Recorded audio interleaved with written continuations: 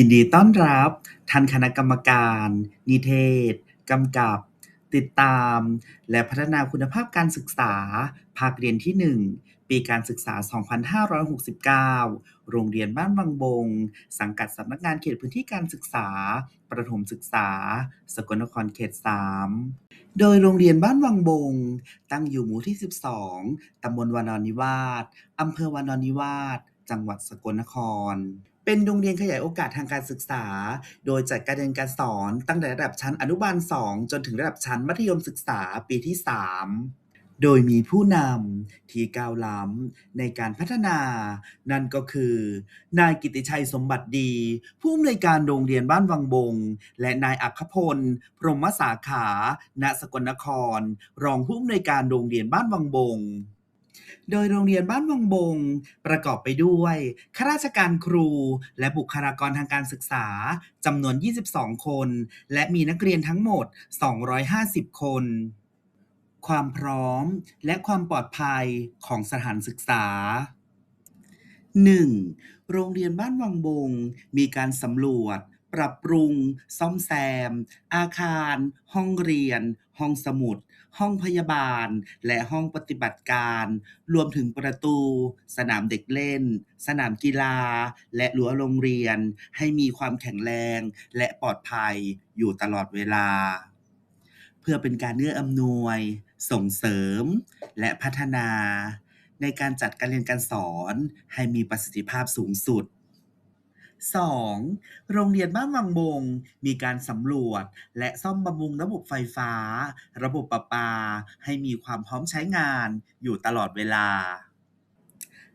3. โรงเรียนบ้านวังบง มีแนวทางในการพัฒนาและปรับปรุงหลักสูตรทางศึกษา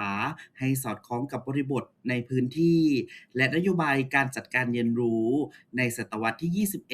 21 และยังตอบโจทย์ เอกลักษณ์ และอัตลักษณ์ของโรงเรียนที่มุ่งเน้นในการพัฒนาทักษะอาชีพ ไม่ว่าจะเป็นวังบงคาแคร์ วังบงบิวตี้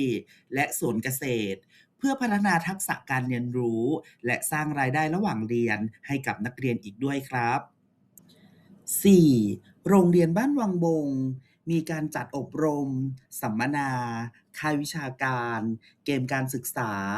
และการจัดการเรียนรู้ Active Learning เพื่อพัฒนาทักษะการอ่าน การเขียน การคิดคำนวณ และการคิดวิเคราะห์ของผู้เรียนอย่างสม่ำเสมอ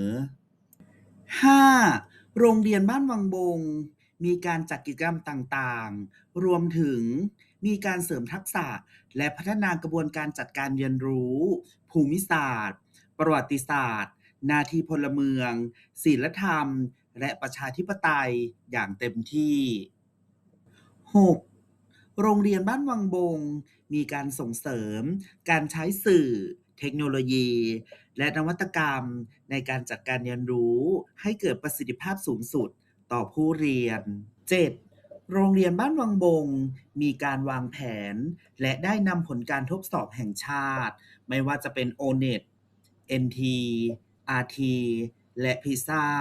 รวมถึงการวัดและประเมินผลในชั้นเรียน ไปใช้ในการพัฒนาคุณภาพการศึกษา เพื่อยกระดับผลสำลิดของผู้เรียนให้สูงขึ้น 8. โรงเรียนบ้านวังบง มีการวางแผนพัฒนาคุณภาพการศึกษา ตามระบบประกันคุณภาพภายในสถานศึกษา โดยมีการนิเทศ การจัดการเรียนการสอนของครูในทุกภาคเรียน 9. โรงเรียนบ้านวังบง มีการจัดกิจกรรม นันทนาการ รวมถึงกีฬา เพื่อส่งเสริมสุขภาพกาย สุขภาพจิต และจัดสภาพแวดล้อมที่เอื้ออำนวยต่อการมีสุขภาวะที่ดีของผู้เรียน ไม่ว่าจะเป็นรอบๆบริเวณโรงเรียน ห้องน้ำ อาคารเรียน ห้องสมุด สนามเด็กเล่น และสิ่งอำนวยความสะดวกต่างๆ อีกมากมาย เพื่อให้ผู้เรียนมีความสุขและสนุกกับการเรียน และ 10. โรงเรียนบ้านวังบง มีมาตรการดูแลความปลอดภัยของนักเรียนในด้านต่างๆ ไม่ว่าจะเป็นการเดินทาง อุบัติเหตุ การจมน้ำ และยาเสพติด